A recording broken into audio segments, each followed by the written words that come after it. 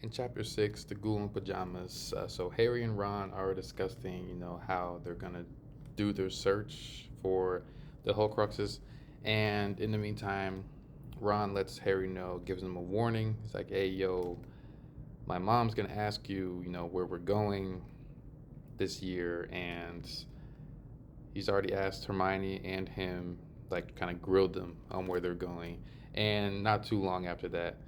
Mrs. Weasley did come and confront Harry, basically asking him where he's going and why he's dropping out of Hogwarts. And Harry just is like, something Dumbledore asked me to do. And then she's like, maybe you misunderstood it. And Harry's like, no, I didn't misunderstand anything. We're going to do this. And it's Ron and Hermione's choice to come with me. They don't have to come with me. And that's basically how he says it. And she's like, okay. And I believe at that point, she's like, we're not going to be able to convince them to not go on this mission. And um, as they're getting ready for Bill and Flora's wedding, Mrs. Weasley has basically just kept them really busy with different tasks away from each other. I think Harry's like probably on purpose because doesn't want them congregating more about their plans, about what they're going to do. And so they're so busy doing other things that they can't really discuss more with each other. And even like Harry's talking to Ginny about what's going on, and that's what Ginny's the one that tells him basically, yeah, my mom's trying to keep you guys apart. And Harry kind of lets it slip that they're trying to kill Voldemort, and she's like, oh, so that's what you're doing. And he's like, no, he was just joking. Um, but as it went through, there's some news coming from the ministry as well. Mr. Weasley is bringing some news back. They still haven't found Moody's body, so they're just kind of assuming either Death Eaters took it or maybe possibly he's alive. That was Ron's theory that he might be alive and just hasn't come back yet. But everyone really knows deep down that he's probably gone. And the wedding's approaching, so it's in 5 days, and Harry's birthday's in 4 days.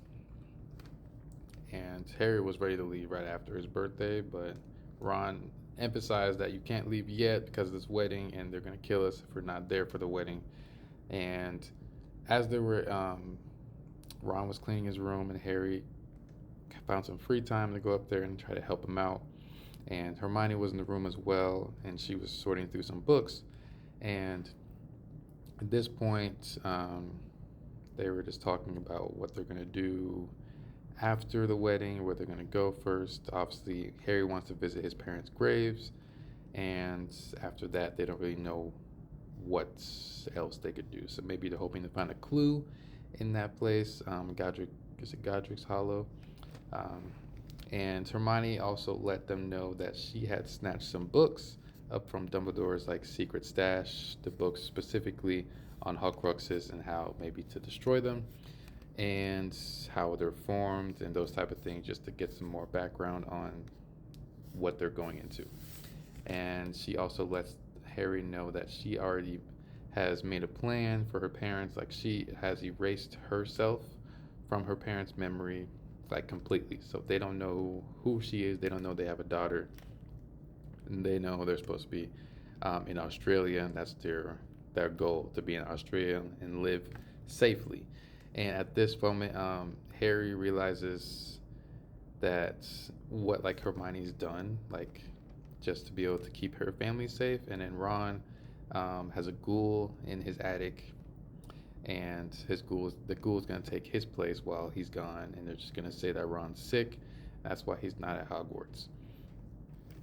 And Harry realizing what like the lengths they've gone just to be able to protect their families, especially with Hermione's parents being Muggles, and then also Ron's family couple already been injured, um, with like George losing his ear and Bill's face. So yeah, and then so as time's going on, more people come in.